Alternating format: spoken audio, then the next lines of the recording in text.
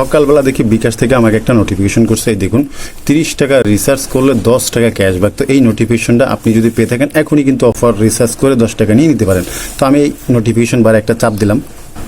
তো এখানে দেখুন, এখানে কিন্তু বিস্তারিত লেখা আছে, আপনি 30 টাকা রিচার্জ করলে 10 টাকা ক্যাশব্যাক পাবেন। এটা কিন্তু 22 থেকে 26 এপ্রিল পর্যন্ত এর ভিতরে রিচার্জ করতে হবে। এই টাইমটার ভিতরে কিন্তু তাদের শর্তটা মেনে আপনি রিচার্জ করলে কিন্তু আপনি অফারটা পাবেন। তো আমি আজকেই রিচার্জ করব। তো আমাদের পিনকোড দিয়ে আমি বিকাশে প্রবেশ করলাম, হোম পেজে চলে আসলাম। চলে আসার পরে এখান থেকে চলে যাব মাই অফারে। হ্যাঁ, মাই অফারে চলে যাওয়ার পরে এই যে 30 টাকা রিচার্জ উপরে আছে, 30 টাকা রিচার্জ একটা ক্লিক দিব। ক্লিক দেওয়ার পরে এখানে তো অফার নিন, এখানে একটা ক্লিক করব। তারপর আমার নিজের নাম্বারটা আমি সিলেক্ট করে দিব। সিলেক্ট করে দেওয়ার পরে এখানে অ্যামাউন্টটা দিয়ে দিব। আমি অ্যামাউন্ট কিন্তু 30 দিতে হবে। অ্যামাউন্ট দিয়ে নেক্সট দিলাম।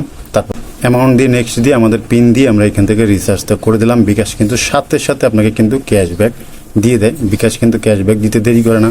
পেয়ে গেছি, এই যে দেখুন ক্যাশব্যাকের মেসেজ কিন্তু আমি পেয়ে গেলাম। এই যে দেখতে পাচ্ছেন, আমি মাত্র রিচার্জ করলাম। ধন্যবাদ সবাইকে।